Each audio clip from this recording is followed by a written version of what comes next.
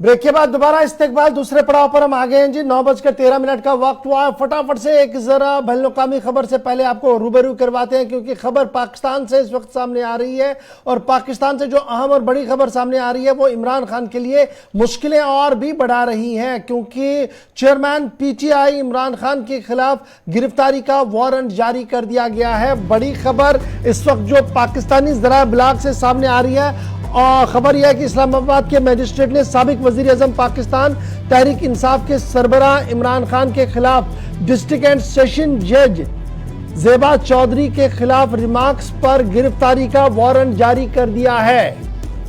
Pakistani media के मुताबिक इस्लामाबाद के इलाके मारगला के magistrate Khatoon additional district and session जज ज़ेबा चौधरी के खिलाफ मुतनाज़ बयान देने पर मुकदमा दर्ज हुआ था और पाकिस्तान तहरीक इंसाफ के चेयरमैन इमरान खान के खिलाफ अब बाज़ाब्ता तौर पर गिरफ्तारी वारंट जारी कर दिया गया है। और यह वारंट गुज़श्ता रोज 30 सितंबर को जारी किया गया है। काबिल जिक्र है कि इससे पहले इस्लामाबाद हाई कोर्ट ने भी इसी केस की समाअत हुई थी और वहां पर भी इस तरीके की बातें जो थी वो सामने आई। ताम इस्लामाबाद पुलिस का एक ट्वीट भी सामने आया है और उस ट्वीट में वजाहतन कुछ बातें कह दी गई हैं। पहली बात जो कही गई है कि इमरान खान के खिलाफ वारंट जारी होने का मामला है जी, और वारंट गिरफ्तारी एक कानूनी अमल है। इमरान खान पिछली पेशी पर अदालत में पेश नहीं हुए थे। उनकी अदालत में पेशी को यकीनी बनाने के लिए वारंट गिरफ्तारी जारी हुए हैं। मौजूद अदालत ने मुकदमा दर्ज हुआ था और अदालत के अंदर समाअत चल रही थी। पहले ट्वीट में यह लिखा गया है। दूसरे ट्वीट में दहशतगर्दी के वाक़े को खारिज करने का हुक्म जारी किया गया था। इस हुक्म के बाद यह मुकदमा सेशन कोर्ट में मुंतकिल किया गया था। इमरान खान ने सेशन कोर्ट से अभी तक इस मामले में जमानत नहीं ली है, इसलिए अब वारंट गिरफ्तारी जो है वो जारी हुई है। इस्लामाबाद पुलिस की तरफ से वजाहत कर दी गई है। ताहम पीटीआई कारकुनों का मानना है कि वो इस तरीके से दबाव में नहीं आएंगे और जो कुछ इमरान खान की तरफ से कहा गया था वो ऑन रिकॉर्ड है। और लगातार high court, supreme court Pakistan के अंदर मामले की समाअत गुज़श्ता दिनों हुई थी, लेकिन जिस तरीके से वारंट जारी हुआ है ये काबिल मजम्मत है। ताहम कानूनी चाराजोई के लिए इमरान खान अपनी कार्रवाई कल करेंगे। फिलहाल इमरान खान के लिए वारंट गिरफ्तारी जारी हुई है। जज के खिलाफ जो रिमार्क्स किए थे उसको देखते हुए ये वारंट गिरफ्तारी जारी हुआ है। अब जरा फटाफट से एक और अहम बड़ी खबर की ओर आते हैं और बात जरा करते हैं डॉक्टर जयशंकर साहब की, वजीर खारजा फॉरेन मिनिस्टर जो है, और उनका बयान काफ़ी इंपॉर्टेंट है क्योंकि वो दौरे पर है बैरून मुल्क के अंदर और अमेरिका के मुख्तलिफ मुल्कों के अंदर भी उन्होंने बयान दिए हैं। जी नाज़रीन, बात करेंगे जयशंकर की जो अमेरिका का 10 दिन का दौरा था उनका इख्तिताम पजीर हुआ और कल गुजरात के वडोदरा में उन्होंने एक तकरीब के दौरान खिताब किया जहां पर उन्होंने कहा है कि बात की है, अगरचे पाकिस्तान का नाम उन्होंने नहीं लिया है, लेकिन उन्होंने ये कहा कि जिस तरह से भारत, जिस तरह से हिंदुस्तान आईटी में माहिर है, यानी कि इंफॉर्मेशन टेक्नोलॉजी में माहिर है, वैसे ही हमारे हमसाया मुल्क आलमी दहशतगर्दों में माहिर है। उन्होंने इन बातों का इजहार किया है, जिक्र किया है एक तकरीब के दौरान खिताब करते हुए जयशंकर। उन्होंने साथ ही साथ कहा है कि बार बार हम आलमी दुनिया से जो दीगर ममालिक हैं उनसे हम कहते रहे हैं कि दहशतगर्दी के हवाले से, लेकिन आज अगरचे हिंदुस्तान इससे मुतासिर है, लेकिन आने वाले दिनों में वो ममालिक भी इससे मुतासिर होंगे, उन पर उनका असर होगा, दहशतगर्दी का असर होगा। लेकिन उन्होंने साथ ही ये भी कहा है कि पहले के मुकाबले में अब जो है ममालिक जिस तरह से इसे देख रहे हैं, उन पर असर हो रहा है, वो इसे कहीं ना कहीं उन्हें समझ आ रही है कि दहशतगर्दी क्या है और दहशतगर्दी कौन कर रहा है। ये इस सिलसिले में उन्होंने एक तकरीब के दौरान खिताब करते हुए क्या कुछ कहा, पहले वो देखते हैं। पड़ोसी हैं जो माने किस्म से, जैसे हम आईटी के एक्सपर्ट हैं, इंफॉर्मेशन टेक्नोलॉजी के, वो इंटरनेशनल टेररिस्ट के एक्सपर्ट हैं। अब उनके यहाँ और सालों से ये चल रहा है कि हम इसका सामना कैसे करें, और इसमें जो है हम दुनिया को हम समझा पाए कि आतंकवाद जो है, कभी आप ये नहीं समझिए कि आतंकवाद राजनीति है या कूटनीति है। आतंकवाद आतंकवाद है। आज हमारे खिलाफ किया जा रहा है, कल आपके खिलाफ। ये होगा। और दुनिया अब समझ चुकी है। आपने देखा होगा कि आजकल आतंकवाद पर दुनिया जो है, जो पहले जो मानती थी कि हाँ कहीं और हो रहा है तो हमें क्या परवाह है, अभी इसमें हम दुनिया को एक किस्म से साथ लाने में हमें, मैं नहीं कहूंगा कि पूरी सफलता मिली है, पर पहले से जो है दुनिया की समझ पहले से ज्यादा है। दुनिया आजकल कम बर्दाश्त करती है इसको, और इसके कारण जो है जो भी देश आतंकवाद का उपयोग करता है उन पे आज वो दबाव है, वो हिचकिचाते हैं, और कभी कभी जब कुछ करते हैं उसका जवाब तो आप जानते ही हैं। तो ये भी एक मैं कहूंगा कि कूटनीति का एक उदाहरण। हमारे एक पड़ोसी हैं जो माने किस्म से, जैसे हम आईटी के एक्सपर्ट हैं, इंफॉर्मेशन।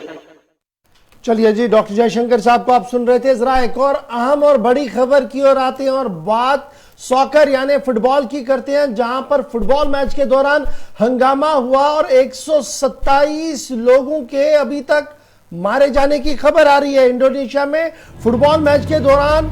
हंगामा आराई हुई और उस हंगामा आराई के दौरान कम से कम अभी तक 127 अफराद हलाक होने की खबर आ रही है और कई सौ लोगों के जख्मी होने की इतलात भी मौसूल हो रही है। मुख्तलिफ ज़रा से जो इतलात और खबरें सामने आ रही हैं और खबर रसा इदारे जो इतलात दे रहे हैं वो इंडोनेशिया से इस वक्त की अहम और बड़ी खबर सामने आ रही है, जहां पर फुटबॉल मैच के दौरान तशद्दुद के वाक़ात भड़क उठे हैं, जिसके नतीजे में अभी तक 127 अफराद और हलाक और दर्जनों लोगों के जख्मी होने की खबर सामने आ रही है। तस्वीर आपके सामने है जी हाँ नाज़रीन, ये कल एक मैच हुआ था जहां इंडोनेशिया में ये कल एक फुटबॉल मैच के दौरान शदीद तशद्दुद के बाद कम से कम 127 अफराद हलाक हुए। हलाक होने वालों में बच्चे और पुलिस एहलकार भी शामिल है। इसके साथ साथ ही अगर हम बात करेंगे इस मैच के दौरान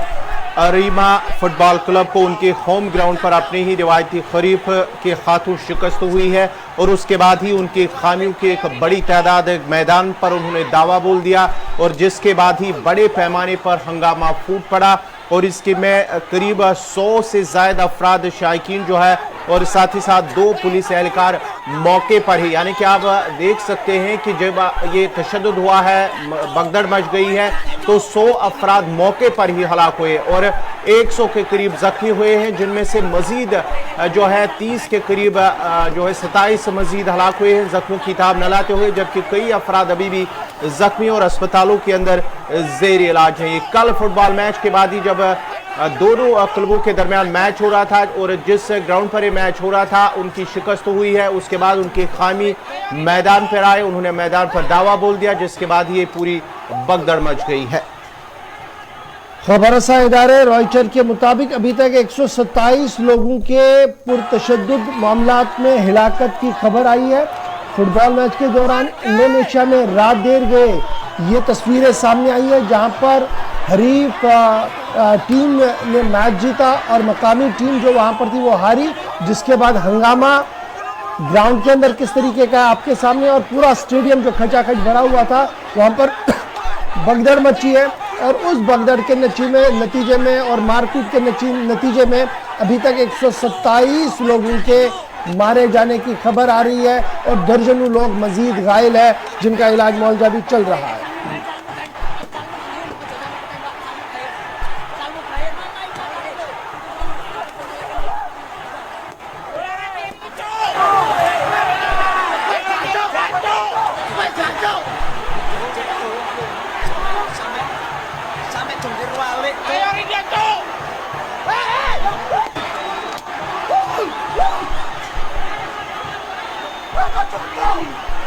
चलिए जनाब, अब बढ़ते हैं जी आगे। बात जरा वापस जम्मू कश्मीर की करते हैं और बात करते हैं जी अब एक और अहम मामले की, क्योंकि रोड एक्सीडेंट्स के दौरान हिलाकतें होती हैं और उन हिलाकतों का मुआवजा और उन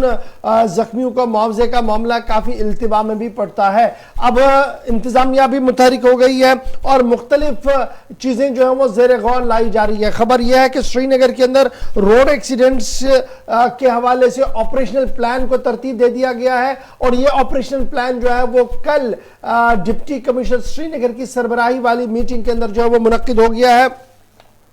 और इसी मीटिंग के अंदर कुछ अहम तरीन फैसले जो वो लिए गए हैं, जिनमें यह भी कहा गया कि किस तरीके से शहर के अंदर ट्रैफिक निजाम को बेहतर, फाल और मुतहरिक बनाया जाए, ताकि लगातार एक्सीडेंट्स की जो वारदातें हैं ये किसी न किसी तरीके से कम किया जाए। ये इतलात भी सामने आ रही है कि डीपीआर को बनाया गया है, और ये डीपीआर जो बनाए गए हैं ये मेजर अंडरपासेस बनाए जाएंगे। अब ये अंडरपासेस जिन्होंने दिल्ली और बैरून रियासत सफर किया हो जम्मू कश्मीर से बाहर, तो काफी बड़े जंक्शंस के नीचे से अंडरपास बनता है, ऊपर गाड़ियां चलती रहती है, नीचे से अंडरपास चलता रहता है, ताकि कम से कम कंजक्शन हो और कम से कम ट्रैफिक कियोस्क की वजह से वो जो लंबी लंबी लाइनें हैं वो खत्म हो जाए। तो वो अंडरपासेस बनाने की बातें जो है वो सामने रखी गई है, और अब डिस्ट्रिक्ट एडमिनिस्ट्रेशन ने बाकायदा तौर पर डीपीआर को तरतीब देने की बात जो है वो सामने रखी गई है। और ये अंडरपास जो है वो जहांगीर चौक, बेमना, नौगाम, एसएमएचएस अस्पताल के आसपास बनेगा, और साथ साथ दीगर क्रॉसिंग्स पर भी इस अंडरपास को बनाने के हवाले से बात कही गई है।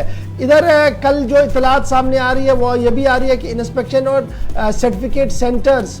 जो गाड़ियों के लिए होंगे वो मुस्तकिल तौर पर अब काम किया करेंगे। आरटीओ या आरटीओ जो है वो अपने इदारों को फाल और मुतहरिक बनाएंगे। सीसीटीवी कैमराज और दीगर चीजों के जरिए से भी तमाम तर मामला पर नजर रखने की कोशिश की जाएगी। सीधे श्रीनगर हमारे साथ सईद रूफ फारूकी ज्वाइन कर चुके हैं। सईद, बहुत शुक्रिया जी ज्वाइन करने के लिए। पहले ये कहा जा रहा था कि जनाब फ्लाईओवर बनेगा तो काफी मुश्किलें आसान होगी, फिर काफी अरसे से मांग ये है कि सनत नगर के पास जो जाम है जी वहां पर फ्लाईओवर बने तो मामला ठीक होगा, लेकिन इन फ्लाईओवरों की आवाजों के बीच अब खबर यह है कि अब अंडरपासेस भी बनने जा रहे हैं, और स्टेट एडमिनिस्ट्रेशन और स्पेशली जिला श्रीनगर की एडमिनिस्ट्रेशन काफी मुतहरिक इस सिलसिले में नजर आ रही है। बिल्कुल इशफाक, देखिए ट्रैफिक निजाम को बेहतर करने के लिए कोशिश तो कई बार की गई है।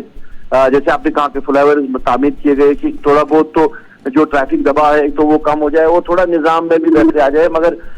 कई ऐसे इलाके हैं जहां पे अभी भी सूरत हाल बेहतर नहीं हो रही है, और सरकार जो है वो इनिशिएटिव मुख्तलिफ तरीके से ले रही है। और अब एक नया मंसूबा जिस तरह ये बनाया जा रहा है, डिस्ट्रिक्ट एडमिनिस्ट्रेशन श्रीनगर ने मीटिंग ली है जिसमें ट्रैफिक के जो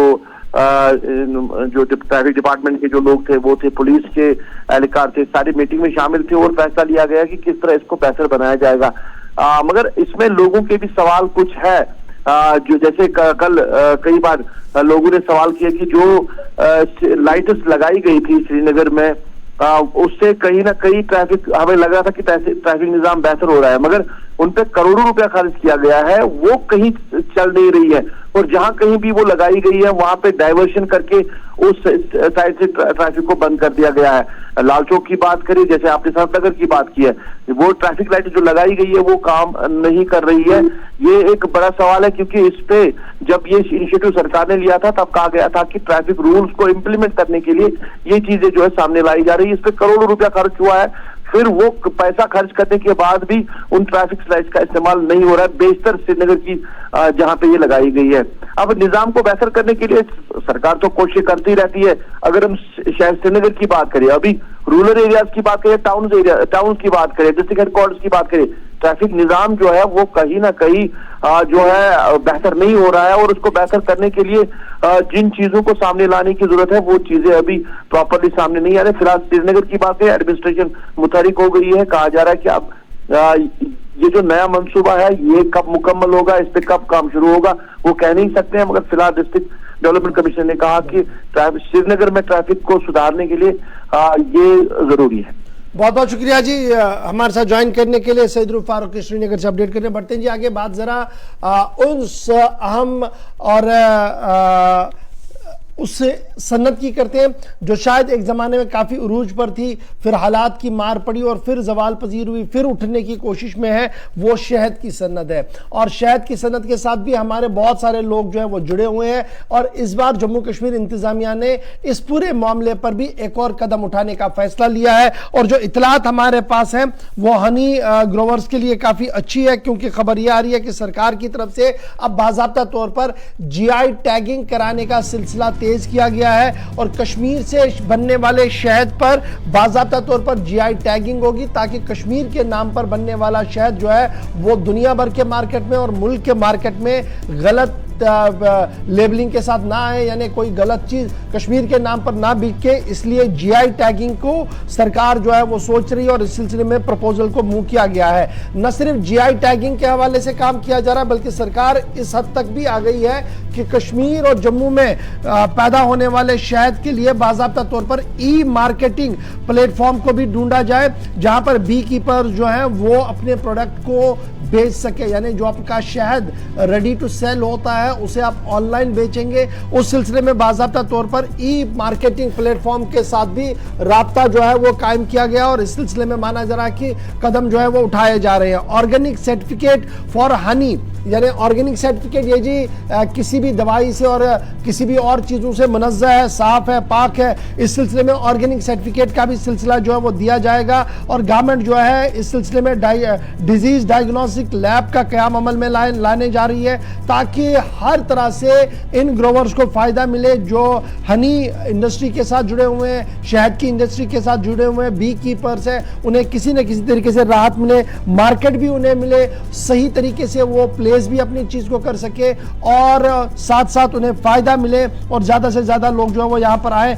इस सिलसिले में नेशनल हनी मिशन जो गवर्नमेंट ऑफ इंडिया का है उसको रिवाइव करके जम्मू कश्मीर के अंदर नाफजुल अमल करने की बात जो है वो सामने रखी जा रही है। तो इस खबर के आने के बाद जब हम ये आपको बता रहे हैं तो बहुत सारे लोग ये भी लिख रहे हैं कि जनाब देर हुई है। जनाब कोई चीज देर नहीं होती है, हर टाइम पर ही हर एक चीज होती है, लेकिन अब अगर ये सही सिमत में उठते हैं, ये 2-3 कदम, सर्टिफिकेट का मामला आता है, जीआई टैगिंग होती है, ई प्लेटफॉर्म मिलता है, तो उससे शहद से वाबस्ता जो लोग हैं, इस इंडस्ट्री के साथ, इस कारोबार के साथ जो वाबस्ता लोग हैं, मजीद लोग इसकी ओर जुड़ेंगे और बहुत सारे लोग जो है दुनिया तक इस अजीम अनमोल खजाने को पहुंचाएंगे जो शायद जम्मू कश्मीर की तरह, जम्मू कश्मीर से जो पैदा होता है उसका अलग और मुनफरिद मकाम हमेशा रहा है। और यही वजह है कि अब जीआई टैगिंग के साथ साथ ई मार्केटिंग का सिलसिला शुरू किया जाएगा। बढ़ते हैं जी आगे, जल्दी से जरा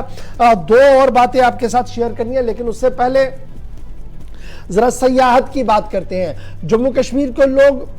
देखने आते हैं, कुदरती नज़ारे हैं, झीलें हैं और इस तरीके की चीज़ें हैं, नेचुरल हेरिटेज हमारे पास है, तो उस सब चीज़ों का असासा जो हमारे पास है इनका तहफ़्फ़ुज़ यकीनी बनाने के लिए मुख्तलिफ इक़दाम उठाए जा रहे हैं। और अब जैसा आपको याद होगा कि हुकूमत की तरफ से कोशिश की जा रही है कि सन्नत के शोबे को, इस टूरिज़म के शोबे को मज़ीद फ़ाल बनाया जाए और टूरिज़म नक्शे पर मज़ीद कुछ चीज़ें जो है वो लाई जाएँ। और अब खबर ये है कि वुलर को टूरिस्ट मैप पर लाया गया है और जम्मू कश्मीर हुकूमत की जो कोशिशें हैं वो आहिस्ता आहिस्ता करके रंग ला रही हैं। अभी तक झील डल जहां सयाहों की एक अच्छी खासी तादाद हर दिन होती है, अब आहिस्ता आहिस्ता करके झील वुलर की ओर लोगों का रुझान बढ़ रहा है, क्योंकि सयाहत से वाबस्ता लोग भी इससे खुश है। और जो स्टेट गवर्नमेंट है उनकी तरफ से ये साफ कर दिया गया कि वॉकवेज, शिकाराज, म्यूजिकल फाउंटेन वहां पर लगाए गए हैं, क्योंकि एशिया का सबसे बड़ा फ्रेश वाटर लेक है। फ्रेश वाटर लेक अगर एशिया का कोई बड़ा है तो वुलर है, झील वुलर है, जहां पर सयाहों की बहुत कम आमद रहती है। और अब सयाहों को वहां तक खींचने के लिए महकमा सयाहत की मुख्तलिफ कोशिशें जो वो रंग ला रही है। और जो वुलर कंजर्वेशन मैनेजमेंट अथॉरिटी है उन्होंने भी कई इकदाम उठाए हैं ताकि मजीद सयाह जो है वहां की ओर आए। सीधे श्रीनगर इरफान फाजिल इस वक्त हमारे साथ है। चलिए, कहा जा रहा है कि अभी जनाब कुछ तकनीकी खराबी हो रही है और नहीं आ रहे हैं, लेकिन फिलहाल हम आपको बताते चले कि जनाब वुलर कंजर्वेशन जो है उन्होंने काफ़ी कोशिशें की हैं, टूरिज्म डिपार्टमेंट ने कोशिशें की है और अब ये कोशिश आहिस्ता आहिस्ता रंग ला रही है। जो सयाह झील डल को देखने के लिए श्रीनगर आ रहे हैं, वही सयाह अब झील वुलर जो एशिया का सबसे बड़ा झील है और फ्रेश वाटर झील है उसको देखने के लिए भी सामने आ रहे हैं। बढ़ते हैं जी आगे, जरा अब सयाहत की बात हो रही है और मौसम के बदलते मिजाज की भी बात करें। अब जो तस्वीरें आपके सामने रखेंगे ये इंतहाई खूबसूरत है, क्योंकि खबर ये है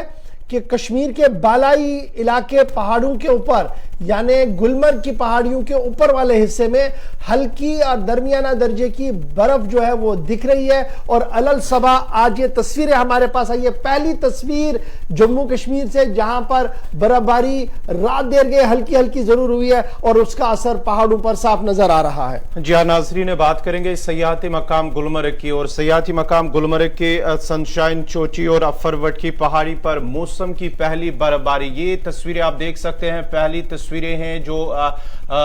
गुलिस्तान न्यूज पर इस वक्त जो आप देख रहे हैं। ये पहली तस्वीरें अफरवट और सनशाइन चोटी जो है गुलमर्ग के ऊपरी इलाका है, पहाड़ी इलाका है, जहां पर रात के दौरान अगरचे मौसम में तब्दीली आई है नॉर्थ कश्मीर के अंदर, वादी कश्मीर के मौसम के अंदर, लेकिन उसके बाद ही गुलमर्ग के ये जो पहाड़ी इलाका है, अफरवट की बात करेंगे या कि सनशाइन चोटी जिस पर हल्की बर्फबारी हुई है, उसके साथ साथ ये मौसम की पहली बर्फबारी हुई है और सयाहत से वाबस्ता लोगों में काफी खुशी इस वक्त पाई जा रही है। और ये भी उनका मानना है, उनका दावा है कि आने वाले वक्त में अगर मौसम ऐसा ही रहा तो मजीद सयाहों की तादाद में इजाफा हो रहा होगा। ये इन सयाहत से वाबस्ता लोगों, जो गुलमर्ग के अंदर जो लोग हैं जो इस सयाहत के साथ वाबस्ता है, कहीं ना कहीं उनके चेहरे पर एक बार फिर खुशी देखी जा रही है और वो खुशी महसूस कर रहे हैं, क्योंकि उनका मानना है कि आने वाले दिनों में इस तरह से सयाहों की आमद में मजीद इजाफा होगा, क्योंकि साल की पहली बर्फबारी जो अफरवट और सनशाइन चोटी पर हुई है, उससे आने वाले दिनों में सयाह ज्यादा से ज्यादा रुख गुलमर्ग का करेंगे। चलिए जी, तस्वीर आपके सामने है जी, किस तरीके के नज़ारे वहां पर देखने को मिल रहे हैं। बट जहां पर जी छोटे से ब्रेक के लिए रुक रहे हैं जी, ब्रेक के उस पार आएंगे तो आपको बताएंगे कि उधमपुर धमाके के ऊपर पुलिस का एक बड़ा दावा आया है क्या वो खबर आपको बताएंगे। और फिर एग्रीकल्चर सेक्टर की बात करेंगे, जहां पर खतरा तो इस साल था ही, आने वाले दिनों के लिए भी अलर्ट जारी कर दिया गया है। क्या कुछ अलर्ट होगा एग्रीकल्चर के लिए, बताएंगे आपको छोटे से ब्रेक के फौरन बाद।